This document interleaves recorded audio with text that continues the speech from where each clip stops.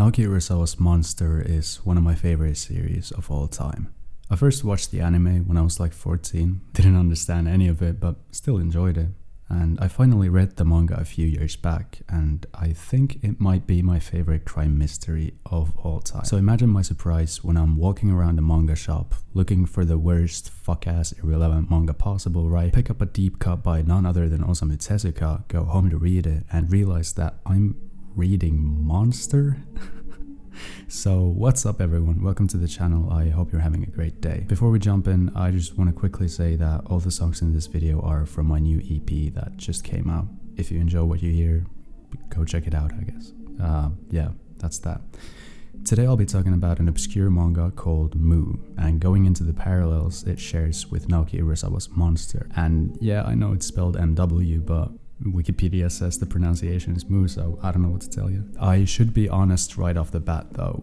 Urasawa has never explicitly said that this manga was an inspiration for Monster, but he has gone on record stating Osamu Tezuka as his primary inspiration, and some of the parallels between these two are too strong to ignore. So let's start with a quick overview of Mu's premise. Chronologically, the story starts out on a small island near Okinawa where a horrendous tragedy takes place when Mu, a gas intended for biochemical warfare, leaks, killing all 800 residents on the island at the time. Two boys, however, who'd spent the night in a cave out of the gas's reach, survive the incident, waking up to an island filled with corpses and fleeing the scene traumatized. The government proceeds to cover up the incident with no knowledge of the two survivors. The events of the story largely take place 15 years after the incident. The older one of the boys, Garai, has become a Catholic priest, in part to repent for the sins he committed in his youth as a hoodlum. The younger one of the boys, however, Yuki, has turned into a soulless monster, not because he works in a bank per se, but because he commits heinous crimes ranging from blackmail to murder without a sliver of remorse. Yuki consistently visits Father Garai to confess, and as the authorities catch wind of a serial kidnapper, they begin to question the priest, knowing that he's withholding important information in the name of God. So, much like Monster, we have a morally conflicted main character, essentially chasing around a twisted villain, and the two are practically bound by faith due to a shared past and the fact that they have a deep understanding of each other that outsiders could hardly ever reach. I know that's not quite enough to draw a direct parallel because that is kind of a cliche, I guess, but let me cook for a second here. Johan's role in Monster is massive. People more qualified in character analysis have done a much better job at covering the ins and outs of his character than I ever could, but here's my 2 cents anyway. Johan lurks in the shadows, he pulls the strings, he is the driving force behind Tenma's actions and most, if not all, of the events of the story.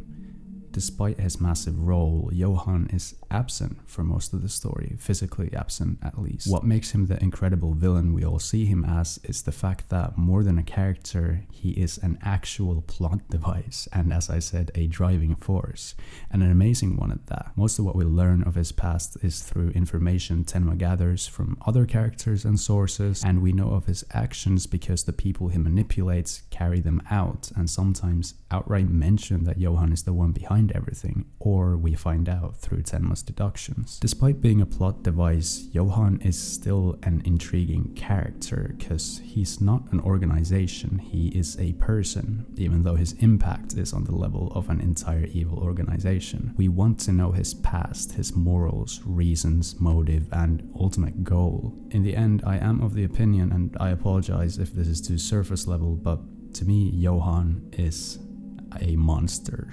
But he is a force of evil that lurks the earth in search of chaos for the sake of chaos. The fact that Monster is written this way, where Johan is more plot device than character, is undeniably what makes the story what it is. But now imagine Monster from the monster's perspective.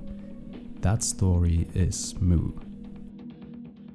Yuki is a terrifying character. He's a playboy, skilled manipulator with infinite amounts of charm and a heart and soul made from ice. He has no remorse, killing people, raping people, doing everything you could imagine a villain to do. Much like Johan, Yuki possesses incredible impersonation skills.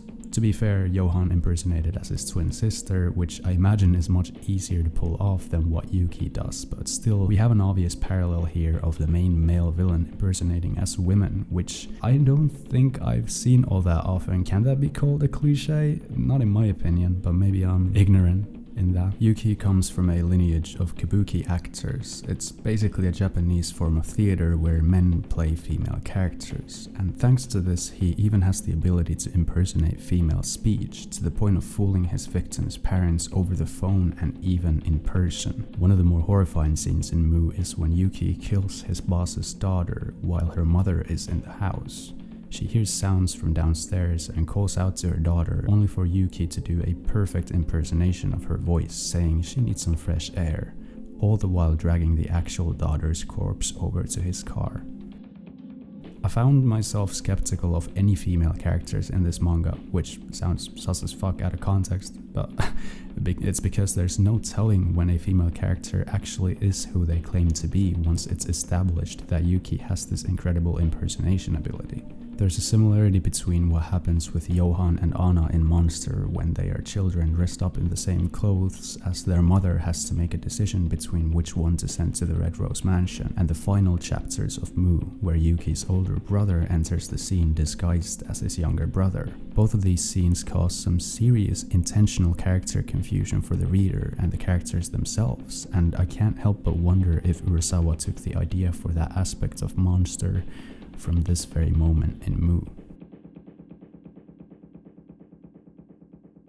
Everything Yuki does comes from a place of pure evil and desire for chaos, but his actions themselves aren't chaotic. They're calculated steps in a bigger picture, all weaving the same thread to further enable an ultimate culmination of chaos.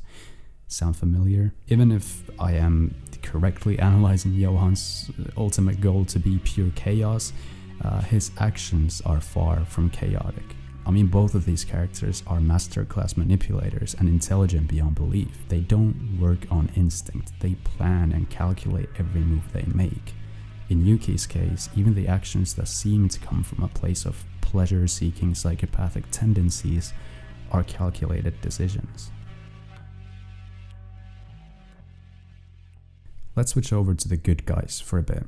Honestly, only one of these guys is good when we really get into it, and yeah, you guessed it, it's Tenma. This little dentist is just, what can I say? While both Tenma and Garai share a unique relationship with their respective villains, and both of these stories largely revolve around the main character's moral dilemmas that relate to the villain's existence, this is where I think Urasawa truly overtakes the writing department in comparison to Tezuka's decisions. Dr. Tenma is a determined, resilient character, driven by a cause that is damn near unwavering. The beauty of his mission is the fact that he spent his entire life saving people's teeth as a dentist and now struggles with the moral dilemma of having to kick a psychopath's teeth in.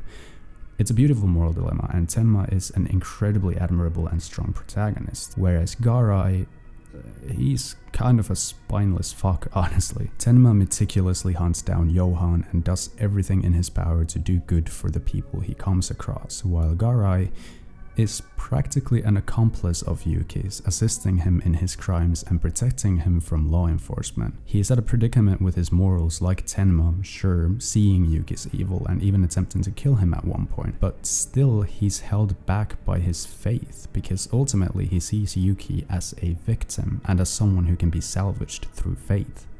Oh, and one more thing that kind of majorly separates the dynamics of Tenma and Johan versus Garai and Yuki is that the latter are lovers. I should probably mention that. So, in addition to being a crime mystery, Mu is also a story about the struggles people belonging to sexual minorities face about their identities. I know you probably didn't see that coming. The one time I made a YouTube short recommending a gay manga, it became the most disliked video on the channel, and I just want to say fuck you for that. I can make an entire essay about how the concept of homosexuality is portrayed in this manga, but to put it shortly, the climax of the subject is handled pretty positively. When Yuki tries to destroy Garai's public image by leaking a picture of him with another man to a huge newspaper, the editor just so happens to be a lesbian and basically says, fuck off, we don't care about your bigoted bullshit. That's some boss shit from Tezuka, especially considering this shit came out nearly 50 years ago, but that's a sidetrack. Tenma's inner struggles and sense of guilt come from saving the life of a child who ended up becoming a serial killer, which, let's be real, he doesn't really need to feel responsible for. I mean, I know he wished for the demise of the fuckwads around him at the hospital, and Johan heard that shit and was like, bet pop, but I'd say Tenma's sense of guilt is ultimately, it's like almost too honorable. He feels guilty for something he truly and honestly does not need to, but that still doesn't make him any less of a likable character, whereas Garai really deserves to burn in hell, and not because he's gay. Like I said, that aspect of the story is ultimately handled pretty well. The reason he deserves to burn is because, and I'm going to give you a warning for sexual abuse right now if you're easily triggered by that stuff. On the night of the Mu incident, Gaara and Yuki spent the night in a cave alone, and simply put, on that night, Garai rapes the then 10-year-old Yuki. Yeah, rape is a pretty fucking prevalent theme in this manga, so I get it's definitely not for everyone. The next morning, when the two wake up to an island filled with corpses, some lingering amount of the Mu gas actually reaches Yuki and damages his brain. This brain damage is used as somewhat of an explanation for Yuki turning into the ruthless monster he becomes, but let me just say, this kid experienced molestation and witnessed 800 corpses in the span of 24 hours. I don't think it's a stretch to say he'd be pretty fucked up even without some poison gas. How the Mu exposure affected Yuki is left ambiguous in my opinion though. We do see him getting these random fits and headaches, and he's even hospitalized after a seizure that is pretty obviously related to the poison. But this still doesn't confirm that his psychopathy is a result of brain damage, and I do think it can be proposed that he's simply like that and always had these horrible tendencies in him. Johan was a victim of human experimentation, but it's debatable how much of an effect his past had in his development either. I think wondering about how these men turned evil, or if they were always evil, is missing the point. The point is that they are pure unadulterated evil right now. Father Garai calls Yuki, and I'm gonna fuck this one up, Mephistopheles. I'm gonna have to fucking... Father Garai calls Yuki Mephistopheles at one point in the story, and I think this is probably just a freak coincidence, but Mephistopheles is a demon from German folklore. One of the works that includes this demon, Faust, has him act as a representative for the devil when the protagonist Faust becomes unsatisfied with his life and wants to make a deal with the devil. The protagonist is based on a real-world German scholar from the 14 to 1500s, and his name was Johann Georg Faust. Like I said, probably just a coincidence. It's not like Johann is a rare name or anything like that, but that's still one hell of a coincidence considering the context here. A character that often gets overlooked in Monster is Inspector Lunge from the BKA. And honestly, he'll continue to go fairly overlooked in this video as well, because he's practically just trailing Tenma for the majority of the series, since he believes him to be behind the crimes that have actually been committed by Johan. And while he's undeniably a great detective, he's just a nuisance of a character from the reader's perspective, since we know he's wrong. But Mu has its own inspector trailing the main characters, a man by the name of Meguro.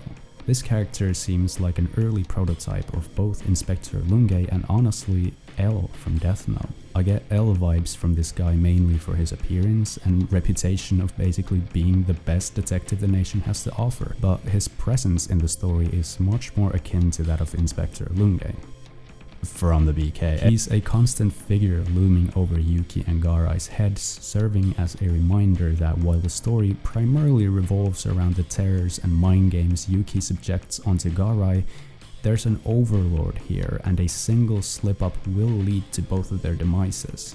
He consistently pressures Father Garai about the fact that he has information on the villain, and tells him he's basically worse than the devil for staying complicit and actionless in the face of true evil. I've never gotten into fanfictions, but if someone ever makes one where both Yuki and Johan exist in the same universe, I'd immediately read that shit, and it doesn't even need to be homoerotic, because these two Goliaths of pure evil would inevitably clash, and that would be a sight to behold. These two are truly among the worst of the worst that the manga medium has to offer, in my opinion. The parallels between these two series are undeniable in my opinion, even if the structure and overall quality of these stories aren't necessarily comparable. I still do think Monster is infinitely the superior series. I've opted to keep this video mostly spoiler free, so I hope I've managed to make you interested in Mu, so you go out and read it for yourself. This is truly a classic series that I think holds up extremely well even 50 years later, which is rare. Once again, the soundtrack for this video is out now. Go listen to it if you liked what you heard. Thank you for watching this video. I want to thank all my patrons and give a special shout out to Tier 3 supporter Crimson Nomad. Make sure to follow me on my socials for updates on new videos, and I'll see you guys again. Peace.